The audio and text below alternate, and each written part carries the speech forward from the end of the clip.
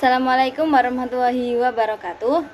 Perkenalkan, nama saya Aulia Dwi Rahma dengan NIM 0402032414. Video ini saya buat untuk memenuhi tugas ujian tengah semester mata kuliah pengantar studi Islam dengan dosen pengampunya Bapak Abdullah S. Sos'i, MPDI, dengan tema moderasi beragama.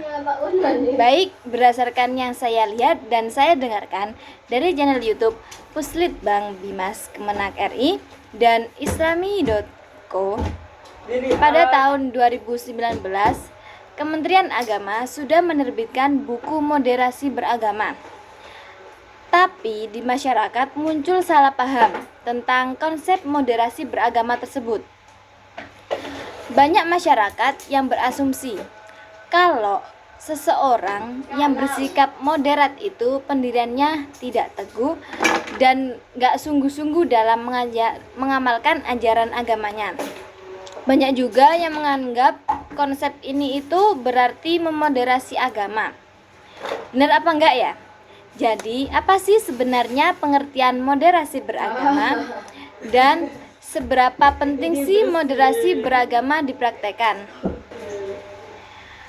Dalam Kamus Besar Bahasa Indonesia, moderasi punya dua pengertian, yaitu pengurangan kekerasan dan penghindaran keekstriman.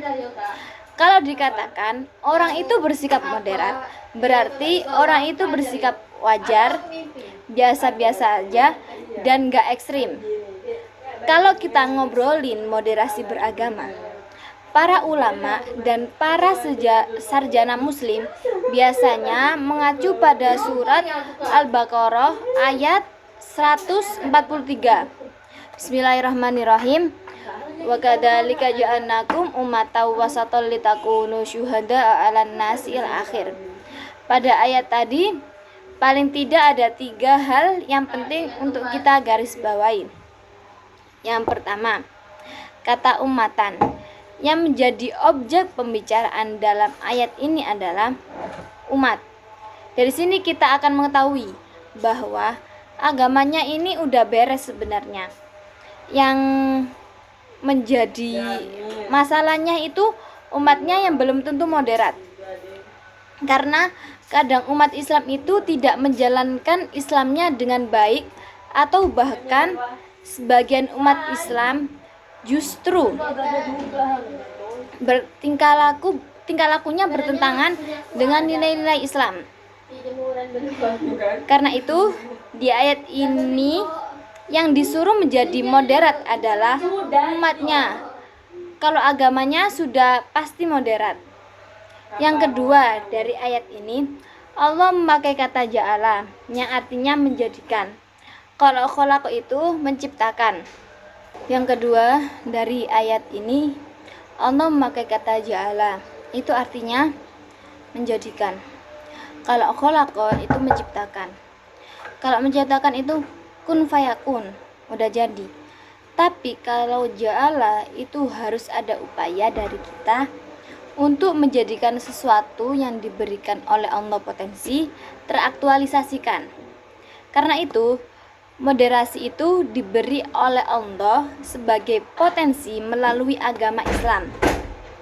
Karena itu, potensi ini harus diaktualisasi oleh kita umat Islam. Dengan apa? Dengan mengupayakan moderasi beragama ini berjalan sesuai dengan kaidah-kaidah Islam yang ada dalam Al-Quran maupun Sunnah. Jadi, mungkin saja umat Islam tidak moderat kalau dia tidak mengupayakannya. Karena itu penting diobrolin, digerakkan, dan diupayakan moderasi beragama. Salah satunya seperti video saya kali ini sebagai upaya agar kita sadar bahwa moderasi itu harus diupayakan. Yang ketiga adalah wasaton.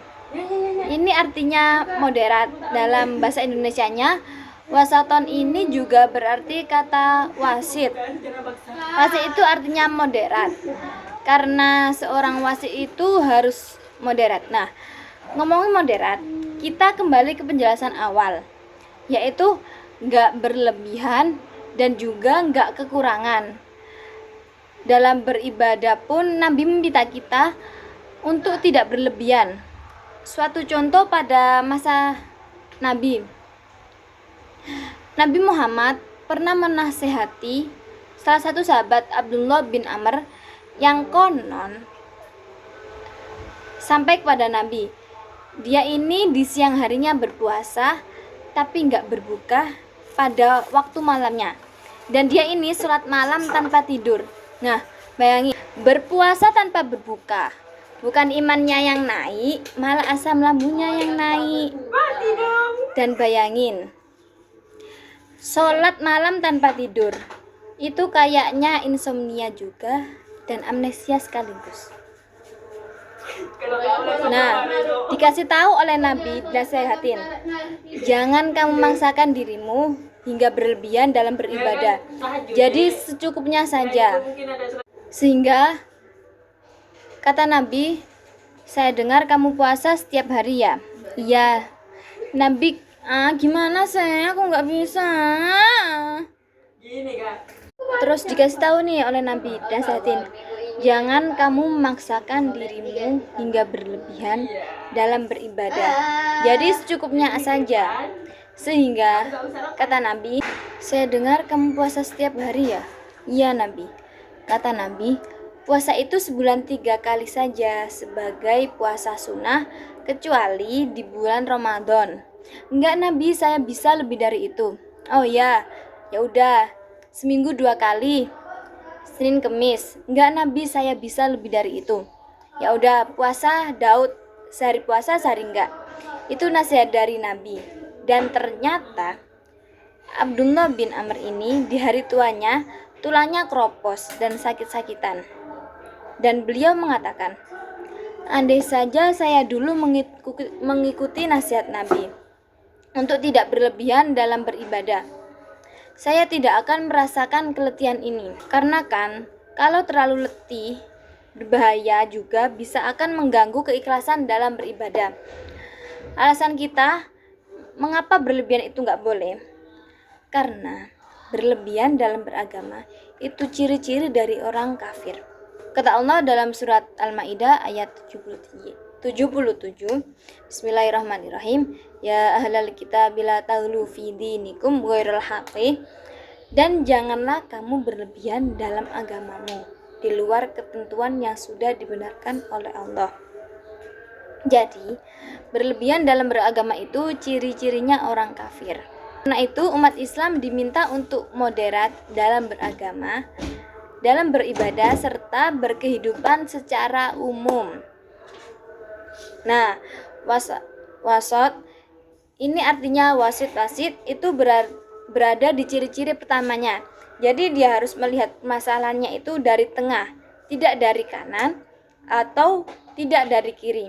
Karena kalau tidak melihat sesuatu dari tengah, kita bias dalam menilai.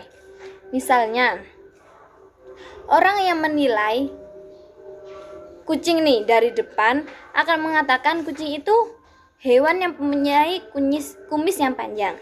Orang yang menilai kucing ini dari belakang akan mengatakan kucing itu mempunyai ekor yang panjang. Dua orang ini bisa berbeda pendapat hingga bertengkar tentang kucing apanya yang panjang. Karena itu seorang yang moderat, dia akan tengah-tengah melihat kucing itu dari tengah, dari atas. Kemudian dilihat tuh, oh yang ternyata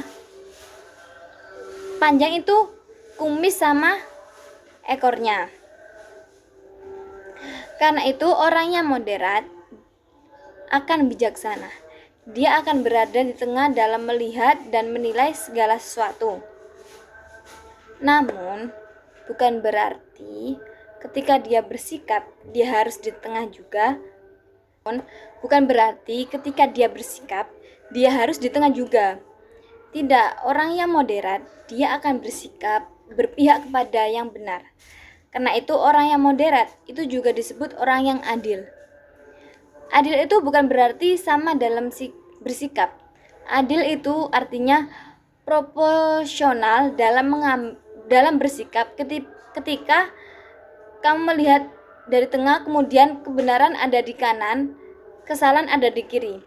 Maka tugasmu pergi ke kanan untuk berpihak orang yang benar dan menjauhi orang yang salah. Itulah moderat. Kayak gini, kalau kamu mau membelikan kakakmu dan adikmu baju, maka kamu belikan baju yang ukurannya XL. Adikmu kamu belikan baju yang ukurannya M. Bukan berarti saya mau adil, dua-duanya saya belikan XL. Itu masalah lagi bagi adikmu, atau dua-duanya saya belikan M. Masalah juga bagi kakakmu. Adil artinya menempatkan sesuatu pada tempatnya. Nah, moderat salah satu maknanya adalah adil. Dia bersikap pada yang benar, tapi terhadap yang salah dia menasihati dengan baik, tidak sampai berlebihan, tidak sampai kemudian bersikap keras kepada mereka yang berbuat demikian. Kepada yang benar pun dia bersikap proporsional. Dalam hal ini, saya berpihak kepada kamu karena kebenaran. Mungkin dalam hal lain, ketika kamu salah, saya akan menegur, karena manusia kadang dia benar, kadang dia salah. Tidak ada selamanya yang bersikap benar dan tidak ada yang selalu salah. Nah, itulah moderat. Seperti seorang wasit yang berada di tengah, menilai segala sesuatunya secara utuh dan bersikap secara proporsional, secara adil, sehingga orang yang moderat dia akan menjadi seorang yang bijaksana. Beragama juga